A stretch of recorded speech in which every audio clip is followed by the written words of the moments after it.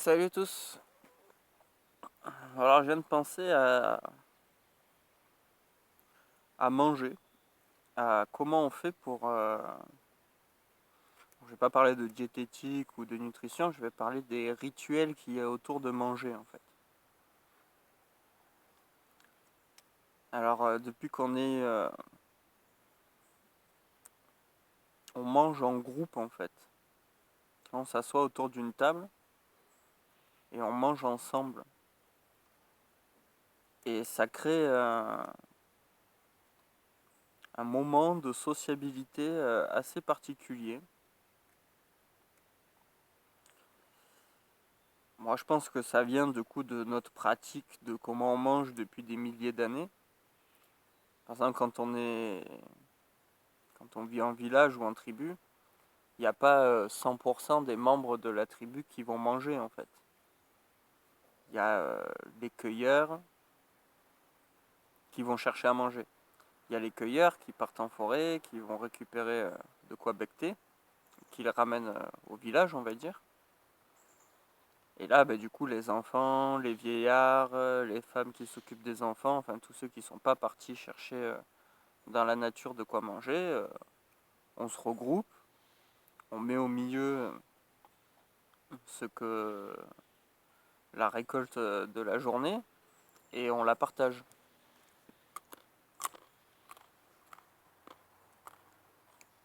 On la partage pas de manière égale, de manière équitable. L'enfant de 4 ans va moins manger que la maman et que, et que l'homme qui est parti chasser peut-être, qui a dépensé plus d'énergie. Les vieux vont manger un peu moins, ainsi de suite. Enfin, en tout cas, dans la cueillette, il y a l'esprit d'essayer de ramener la dose de nourriture pour le groupe à la base, sur la partie la plus reculée du moment où on se met à faire ça. Genre même avant qu'on devienne aussi des chasseurs. Donc ce qui fait qu'il y a le réveil, les gens se lèvent et les gens vont partir chercher de quoi manger pour la journée.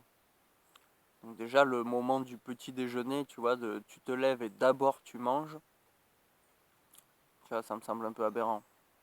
C'est d'abord faut aller chercher. Il y a un côté comme ça. Ensuite tu ramènes, et puis on se regroupe et on mange. Après c'est plus ou moins ritualisé suivant si tu cuisines ou pas. Finalement la cuisine c'est du rituel.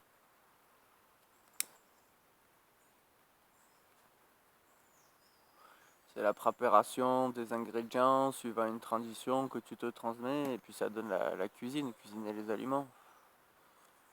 Pour en rendre certains agréables à manger, d'autres meilleurs, ou cuire certaines racines pour qu'elles deviennent molles. Enfin, il y a tout un rituel pour préparer à la consommation des aliments.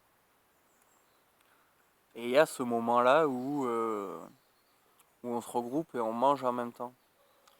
Et il faut voir que dans la construction sociale, du coup, c'est un moment où on est de manière quotidienne amené à se retrouver ensemble et tous ensemble. Du plus jeune au plus vieillard, tu vois, personne va sauter les repas en fait, ça n'existe pas ce concept. C'est un truc moderne avec la surbouffe quoi. Et d'un autre côté, tu mets pas 4 repas par jour quoi, tu vas pas partir 4 fois dans la journée à la cueillette ou tu ramènes pas pour manger en 4 fois. Déjà, je pense qu'il y a ceux qui vont cueillir qui doivent manger un petit peu sur le moment où ils cueillent et quand même ramener la plus grande partie au groupe. Et voir il se retient de manger pour pouvoir participer à cet événement social avec le groupe.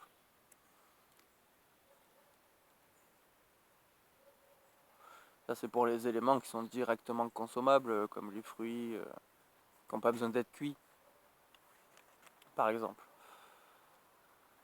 Ensuite, il y a quand tu chasses un gibier. Quand tu chasses un gibier, le chasseur ne se jette pas dessus pour le bouffer tout cru parce qu'on avait déjà inventé la digestion externe, la digestion externe qui est la cuisson. Cuisson, macération, séchage, plusieurs façons de préparer l'aliment, mais la cuisson est une digestion externe dans le sens où elle va casser certaines molécules pour être plus facilement digérable. C'est du boulot que ton estomac il n'a pas à faire. Et du coup, de viande de muscles durs, tu passes à un truc tendre que tu peux mâcher, tu vois ce que je veux dire? Mais il y a toujours cette constante, c'est du coup on mange ensemble. Parce qu'on cuisine et une fois que c'est prêt, on mange. Donc c'est vrai que c'est un lien social, c'est une pratique du lien social récurrente dans le sens où elle vient très régulièrement, tu vois, c'est tous les jours.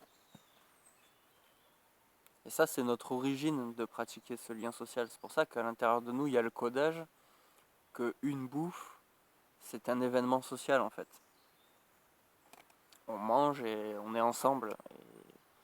Et c'est un moment où particulier, tu vois, il y a des gens qui vont artificiellement se désinhiber en ayant au bar. Tu vas au bar, tu bois de l'alcool et tu parles à des gens. C'est une manière artificielle un peu de reproduire ce moment où tu te retrouves autour de la nourriture, autour d'un intérêt commun. T'as pas besoin d'être désinhibé parce que le mécanisme est tellement ancré en toi qu'il y a toujours des petites discussions, enfin il y a des moments particuliers au repas. C'est là où on va aborder certains thèmes, on va parler d'une certaine façon et on parle tous ensemble, personne n'est exclu, tu vois.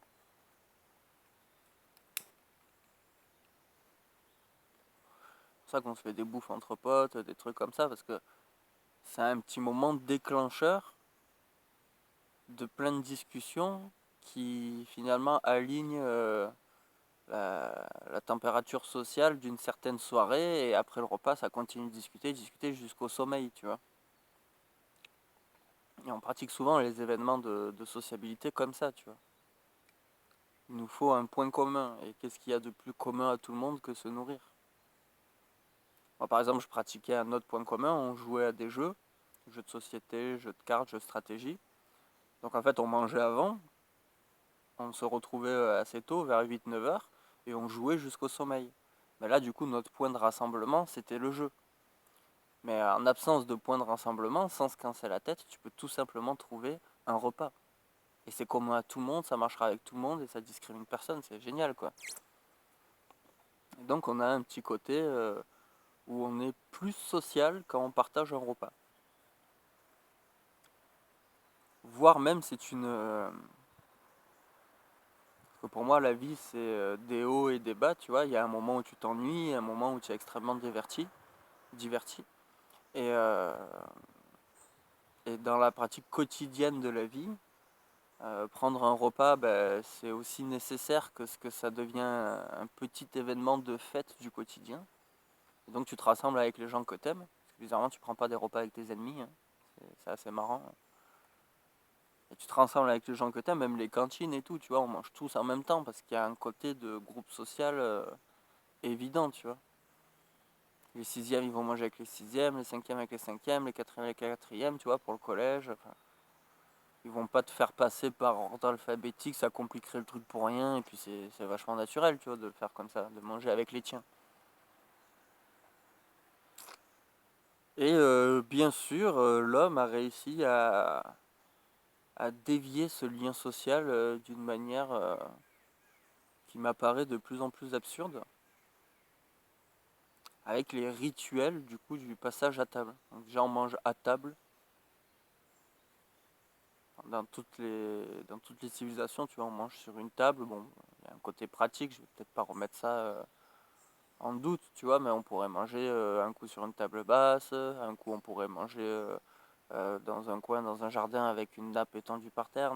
Non, il faut qu'on mange à table sur des chaises, tu vois, déjà. Je parle beaucoup du contexte français ou monde occidentalisé, monde moderne, tout ça, voilà. Il faut manger à table sur une chaise avec une assiette découverte. Il y a un côté comme ça, tu vois, certains trucs tu les manges avec telle fourchette, certains trucs tu les manges avec une cuillère. Voilà, tout ça, à chaque fois, il y a une origine de praticité. Mais je trouve que c'est dans l'excès, tu vois. Par exemple, une des situations qui me semble assez aberrante et que finalement je me suis déjà retrouvé à reproduire et qui m'a saoulé, donc j'ai trouvé des méthodes pour faire autrement. Mais du coup, moi j'ai 3 filles. Donc quand on bouffe à table, eh ben, du fait de cet avènement qui est une petite fête du quotidien, tu te retrouves avec des enfants excités à table en fait. Ils tiennent pas en place, tu vois, tu les fous sur une chaise, il faut qu'ils soient carrés, qu'ils obéissent. Mais sur une chaise, ils tiennent pas en place, ils se secouent, ils arrêtent pas de descendre toutes les 3 secondes. Quand ils bouffent, ils en foutent à côté. La fourchette, ils ont du mal à s'en servir parce qu'ils n'ont pas encore suffisamment pratiqué la fourchette. Et puis ils commencent à parler, et puis ils rentrent dans les jeux, puis ils commencent à rigoler, et puis finalement ils oublient qu'ils sont en train de manger. Et toi, ben, quand tu prépares un repas, ça te saoule parce qu'après tu penses au ménage, tu penses à la vaisselle, tu penses au rangement, tu penses que du coup tu es dans une maison, par terre, il ne doit pas y avoir une miette, alors toutes les miettes de repas ça t'énerve, et tu vas sortir des phrases du genre ouais, on rote pas à table, tu vois, ou tout simplement on rote pas, c'est un truc qui est naturel, ou on rote pas, on pète pas, tu vois, déjà t'interdis de faire ça à des humains, hein, on pète pas comme ça, on s'excuse quand on pète, tu vois, parce que tu dois être en état de désolation, tu vois, tu dois être désolé d'avoir pété. Tu fais pas trop de bruit avec tes couverts alors que tu leur donnes des couverts. Tu leur dis faut pas mettre les coudes sur la table, faut pas mettre ta serviette. Et si toi quand t'as mangé, alors qu'ils pourraient c'est sûr à la fin du repas. Il y a tout un tas de rituels aberrants qui sont finalement oppressants. Parce qu'à un moment donné, dans notre monde, quand il y a eu la répartition des, puis c'est pareil, tu vois, tu mets d'abord une entrée, après un plat, après un dessert, tu vois, il y a un ordre très précis à tout ça. Alors ça a une tête d'un rituel, mais des fois c'est aberrant, tu vois. Il y en a, ils mangent la salade au début, tu peux la manger à la fin, tu peux la manger pas dans, tu peux tout mélanger dans ton assiette, manger un peu de ça, piocher. Non, non, non, il faut un plat après l'autre parce qu'il y a tout un délire. C'est comme ça qu'il faut faire, tu vois. L'humain il a décidé que c'était comme ça, et puis il faut bien respecter les rituels. Un truc des plus cons, tu vois, ça met pas les coudes sur la table, tu vois, ça me semble aberrant, tu vois. D'où je peux pas manger de manière à l'aise. Si j'ai envie de foutre les coudes sur la table, je fous les coudes sur la table. Et en fait, il y a eu une séparation de la société qui est de caste. C'est-à-dire il y a eu l'oligarchie ou la bourgeoisie en opposition au reste du monde qu'on va appeler le peuple, le prolétariat, les pauvres. Tu vois, t'as ceux qui font marcher le monde et t'as ceux qui font marcher le monde. Et t'as ceux qui font marcher le monde en dictant certaines règles et conditions, et t'as ceux qui font marcher le monde en faisant le boulot à la main, tu vois. Et finalement, ils obéissent à l'autre partie. Et je dirais, t'as les bergers et les moutons, en fait. Et finalement, la classe qui s'est mise à revendiquer d'être des bergers, que ce soit par la pratique, pas forcément de manière ouverte, tu vois, mais bon, l'oligarchie, la bourgeoisie, quoi. Ils se sont mis volontairement à adopter des rituels extrêmement stricts et précis qui sont, on va dire, hors de portée du commun de l'humanité, c'est-à-dire de la majorité des gens qui ont un travail, qui ont des obligations, qui ont plein de ci, qui ont plein de mi. Et ils se sont mis à ritualiser, par exemple, c'est un exemple, le repas. Alors tu vois, tu vois la caricature du restaurant où tu as tes 3 assiettes empilées, 7 couverts de chaque côté, tout un rituel avec telle place et tel vin, avec tel machin. Ils se sont mis à ritualiser, ritualiser, ritualiser, pour une raison ou pour une autre, hein. C'est pas les origines du fait que ce soit ritualisé. Mais du coup, ça s'est extrêmement ritualisé, et le but de ces ritualisations, c'était que ça ne soit pas accessible à la masse. Ça faisait partie des choses qu'ils pratiquaient, comme des vêtements de luxe, une attitude particulière, un langage particulier, qui sont finalement des petits traits de caractère qu'ils adoptent volontairement et qui transmettent de génération en génération pour se distinguer, pour donner dans, dans le ressenti inconscient le ressenti qu'ils sont différents. Donc qu'il est logique qu'ils n'aient pas la même place que nous, donc une manière inconsciente d'accepter cette forme de domination. Et ils se mettent à pratiquer bien de trucs qui sont particuliers du coup à la bourgeoisie, à l'oligarchie. Beaucoup de choses qui sont assez logiques, hein, tu vois, si les mecs... Enfin bref, je vais pas m'ébattre là-dessus, mais voilà. Et dans le cadre du repas, ce qui se passe, c'est que la population, qui est la majorité des gens, s'est mis à adopter ces coutumes dans l'espoir de si je fais comme toi, je te ressens, si je te ressens, je peux avoir ta place, tu vois ce que je veux dire? Dans une, euh, dans une envie d'être à leur place, on se met à adopter leurs coutumes, qui sont des coutumes absurdes et totalement artificielles dans un but de domination. Et finalement, on marche dans le jeu parce qu'on veut par mimétisme, adopter leurs coutumes, on les applique dans notre vie et ça donne n'importe quoi. En fait, on se colle des obligations absurdes pour des choses dont on n'a pas besoin. Et ça se voit très bien quand tu vois des enfants à table. Parce que tu dois les dresser à être à table, genre comme l'oligarchie, tu vois. Alors qu'ils ne sont pas, ils n'ont rien à foutre. Aucun, même les enfants de l'oligarchie doivent être dressés. Alors certes, pas mimétisme, comme tout le monde fait exactement comme eux, ça va rentrer un peu plus vite. Mais même, ça devient aberrant. Mais moi, je me rappelle, comme elle était stricte, ma mère, pendant les repas, ça rendait ce moment-là chiant. T'as plein de trucs à faire, t'as plein de trucs que tu dois pas faire, il y a des sujets qu'on peut pas aborder à table, et des machins, alors que c'est un moment de sociabilité primordial en fait. Et ils ont réussi à nous gâcher ce moment-là en nous rajoutant beaucoup de choses à faire. Ce qui fait que finalement, pour pas constamment engueuler mes enfants, eh ben, je mange pas avec eux. C'est assez débile. Bon, alors j'ai beaucoup de moments sociaux dans ma journée, tu vois. On pourrait me reprocher d'avoir agi comme ça, mais non. Je préfère les laisser manger à table comme ils veulent, avec le bordel qu'ils veulent, avec leur façon de vivre ce moment-là social, entre eux, donc avec aucun adulte qui va essayer de les juger, de les dresser d'une certaine manière quand ils sont à table. Je les emmerderai jamais parce qu'ils foutent une assiette à table ou parce qu'ils sont descendus 4 fois à table. Genre, hey, tu te demandes pour descendre à table. Putain, mais je suis sûr qu'on te l'a déjà fait ça dans ta vie. C'est aberrant, tu vois, t'étais même pas libre. Du fait qu'on soit en train de manger, il y a des règles additionnelles à l'existence qui est déjà assez chiante comme ça, qu'on te rajoute. Et tout ça à cause d'un mimétisme, d'une pratique absurde qui est là juste pour nous emmerder en fait. Qui est là pour nous baiser. Oui, mais on sait jamais, si jamais dans le monde du travail il a un repas, faut qu'il sache se porter correctement. Et putain, mais qu'est-ce que tu t'en bats les couilles. Le jour où il en a vraiment besoin, hein, il saura manger avec une fourchette sans péter et sans jeter sa nourriture par terre, hein, ton gamin, y a pas de problème. Hein. Faut pas délirer à ce point-là, tu vois. Mais ce sera par nécessité. De là, le dresser au quotidien pour qu'il agisse comme ça, au cas où qu'il se rate pas, si jamais il doit voguer avec l'oligarchie. Oh là là, c'est d'une aberration sans nom.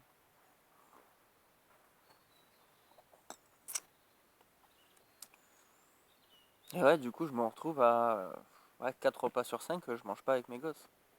Genre, je vais manger avec ma femme ou on mange chacun de son côté parce que j'ai une façon particulière de pratiquer l'alimentation.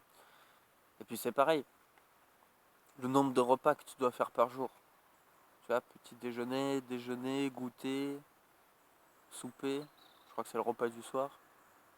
Enfin, il y a tout un tas de rituels, tu vois, le petit déjeuner, c'est le repas le plus important de la journée, mais couilles, ça te lance dans une digestion, ça te bouffe ton énergie, et t'es pas censé naturellement avoir de la bouffe d'entrée, tu vois, enfin, maintenant on a les frigos et tout, tu vois, notre environnement nous a fait qu'on s'adapte. Mais tu regardes dans l'histoire des 2000 dernières années, euh, déjà je crois qu'on est la seule époque où il y a 4 repas par jour, 3 repas et un goûter, tu vois, sans compter les grignotages, les petits trucs à côté, les machins, pour certains.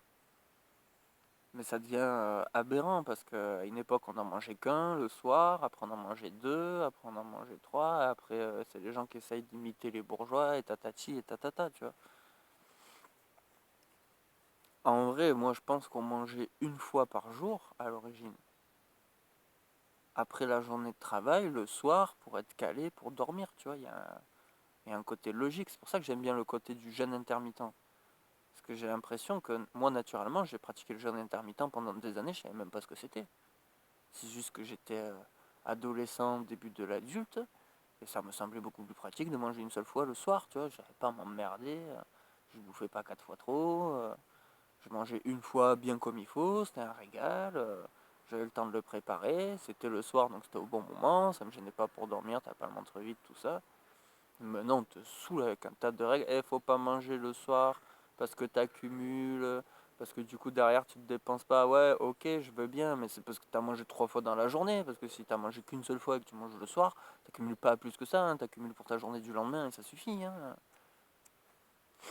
Le petit déjeuner il doit être sucré, le repas du midi il doit être avec une viande, un féculent et un légume parce qu'il faut manger de tout le temps à chaque fois. Après derrière t'as le goûter, encore du sucré, tout ça n'existait pas. Déjà ils bouffaient pas de sucré comme ça, ils bouffaient pas de l'extrait de canne à sucre dans les 80% de leurs aliments. Ça n'existe pas, c'est pas du tout notre origine animale, il n'y a aucun animal qui fait ça. Je crois quand même qu'il n'y a aucun animal qui bouffe la canne à sucre en vrai. Deux, trois petits insectes qui vont piquer des petits trucs, mais il n'y a personne qui va se taper des bouts de canne à sucre comme ça n'existe pas dans le règne animal. On s'est mis à mettre des exhausteurs de goût, on a trouvé le sel de mer. Ah ouais, bon, bah, au début c'était pratique, on faisait sécher la viande, les trucs comme ça pouvait nous servir. Mais maintenant on met du sel dans nos plats. C'est un minéral. Alors certes, quand il y a l'iode, c'est indispensable pour notre organisme, pour les connexions synaptiques. Mais l'iode, on le retrouve dans plein de trucs, dans les fruits, dans les légumes, dans ce qui pousse dans la terre, qui va récupérer l'iode dans la terre. On n'était pas obligé de faire sécher de l'eau de mer pour en récupérer les cristaux et se saupoudrer sa nourriture avec. Ça nous flingue les artères. On est en surdose de sel constamment. Ça utilise du corps, de l'énergie à notre corps pour l'éliminer, alors que ça n'est pas vital d'en manger des quantités absolument comme ça et qu'il y a beaucoup d'autres sources de iode que l'eau de mer séchée, quoi. Tu vois un seul animal qui mange de l'eau de mer sèche? Ouais, la dernière fois, quand j'ai posé cette question à quelqu'un, il m'a dit oui, si, les perruches, tu leur mets un bloc de sel. Non, mais les perruches, c'est quand même des animaux que tu fais vivre en cage et c'est pas parce qu'ils en mangent, parce que tu leur en mets dans leur truc, que de manière naturelle, ils iraient au bord de la mer, attendre que l'eau elle sèche pour picorer. Non, ils trouveraient ces nutriments dans ce qu'ils mangeraient de fruits et légumes dans la nature, ou d'insectes, ou de trucs comme ça. Ils trouveraient ces nutriments ailleurs dans la chaîne alimentaire que de faire sécher de l'eau de mer. Ça n'existe pas. Il me semble que ça n'existe pas, c'est aberrant, il n'y a que l'humain qui fait ça.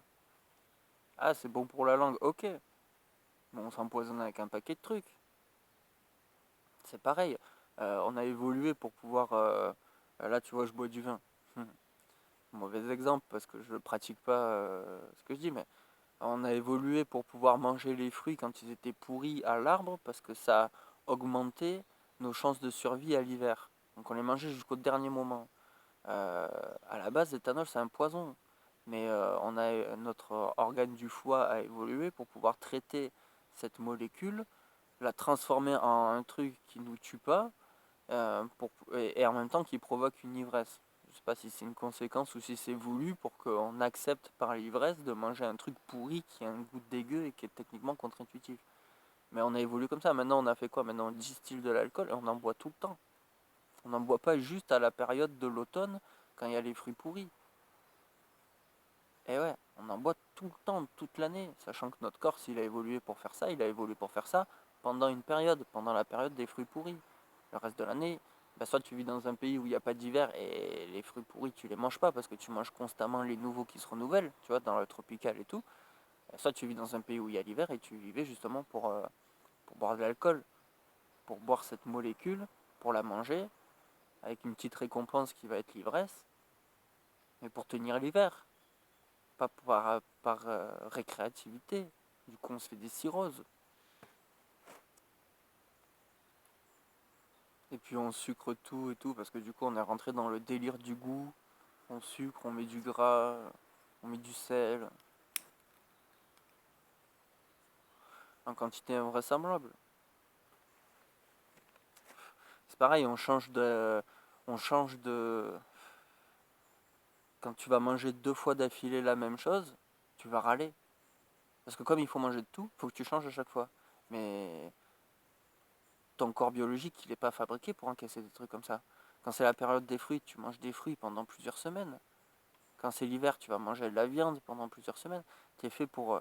parce que tu as un cerveau moteur à ton estomac qui va sécréter ton acide gastrique en fonction de ce que tu as mangé. Parce que suivant les molécules que tu as mangées, ben, c'est pas la même façon de les traiter. Donc ton acide gastrique, c'est pas la même composition. Et quand tu manges plusieurs fois d'affilée la même chose, c'est-à-dire quand tu suis le cycle des saisons et que tu suis ce que la nature te donne, eh ben pendant toute cette période, tu vas manger ça, après ça passe à la période de ça, après ça passe à la période de ça, et ainsi de suite.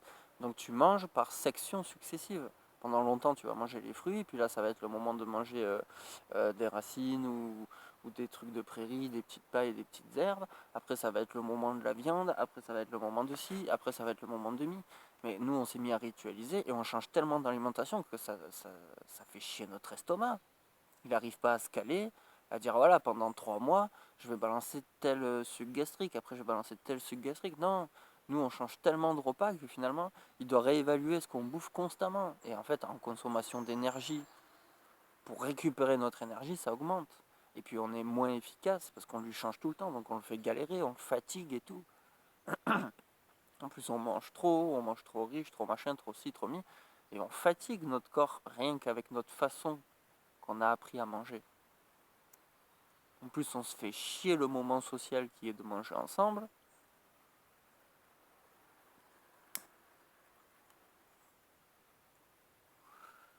On mange pas quand on a faim, tu vois, on mange quand c'est l'heure du repas. Alors que le signal de la faim, c'est le signal qu'il faut que tu trouves un truc à bouffer. Alors c'est sûr, si tu manges à chaque fois à l'heure des repas, ben, t'as pas faim entre les repas parce que tu es tellement bien euh, formaté à ça que tes sucs gastriques ils vont venir que quand tu lui amènes de la nourriture.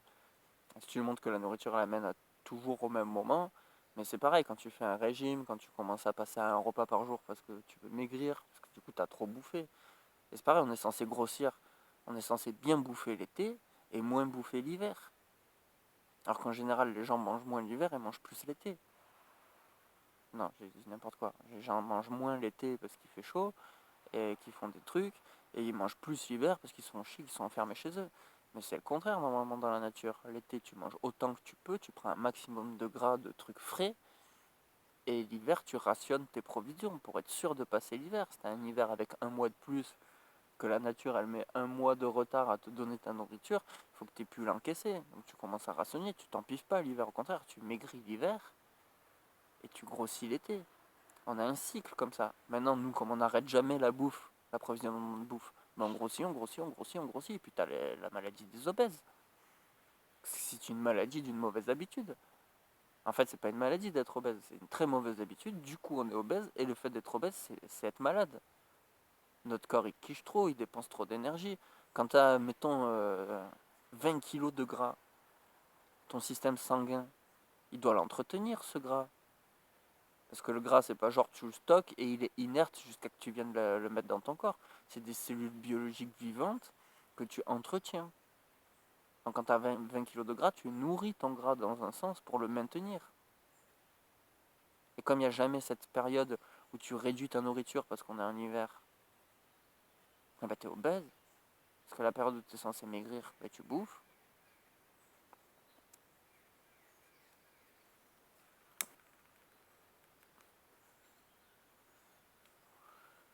Donc sans même parler de ce que tu manges, rien que la façon dont on pratique l'acte de se nourrir est aberrante aujourd'hui.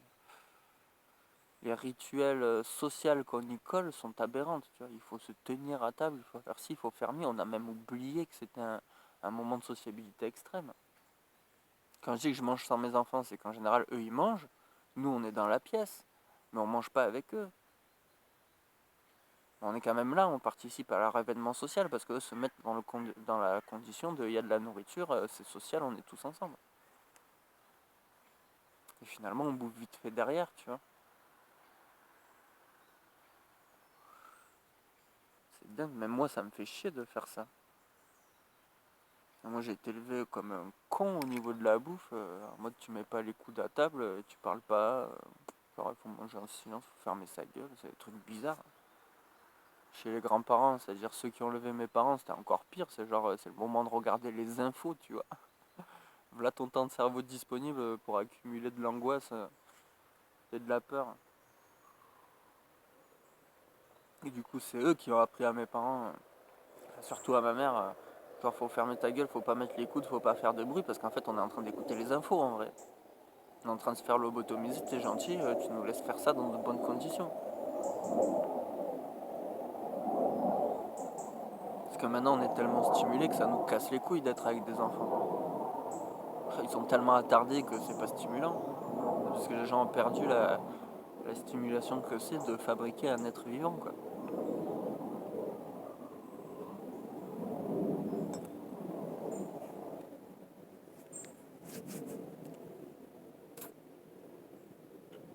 moi je m'en fous si mes enfants ils vont manger sur le canapé, s'ils veulent manger dans leur chambre.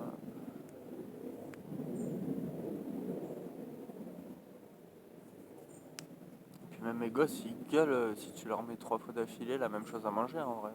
Alors que naturellement on devrait faire tout ça tout le temps. C'est aberrant quoi. Ouais, c'est un genre de coup de gueule sur nos rituels du manger. Sans parler le coup de gueule qu'on peut avoir sur la qualité de ce qu'on bouffe. Sur la nutrition, sur les qualités nutritives absurdes. Beaucoup de légumes qu'on pourrait manger crus, on les mange cuits. Ouais, c'est meilleur pour la digestion, mais t'as buté 99% des vitamines aussi. On mange plus de vitamines, quoi. Les gens mangent plus de vitamines, c'est un truc de fou. Bon, d'un autre côté, il y a un côté où on vit plus longtemps. Ah, c'est aussi dû à la médecine. Parce que quand tu commences à manquer d'une vitamine, la médecine elle te le dit, bon ben commence à manger de cette vitamine. Et puis tu vois, les gens qui ont des problèmes avec la nourriture, d'un coup, on leur envoie des nutritionnistes et on les encourage à manger correctement, des produits sains et tout. En vrai, ça, tu devrais le prescrire à tout le monde, en préventif, tu vois. Non, non, c'est que quand ton corps il commence à déconner qu'on te dit, bon, ben, tu peux plus te permettre de manger de la merde comme les autres, en fait. Comme on t'a appris, tu vois. Maintenant, tu vas devoir manger bien, et puis c'est une obligation.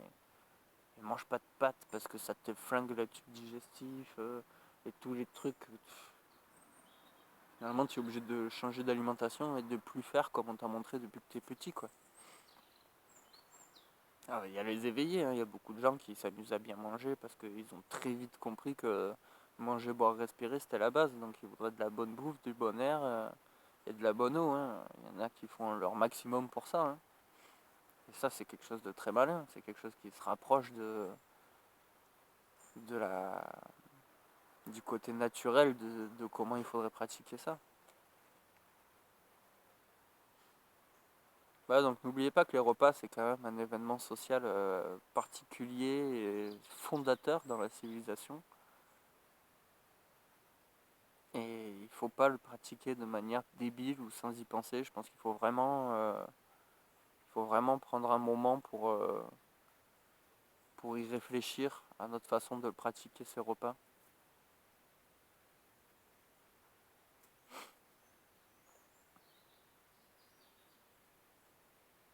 Même si tout notre environnement nous pousse à manger de la merde le plus souvent possible, en plus grande quantité possible. Ça s'appelle l'opulence, c'est un bon signe, c'est bien, c'est une bonne chose, bien sûr.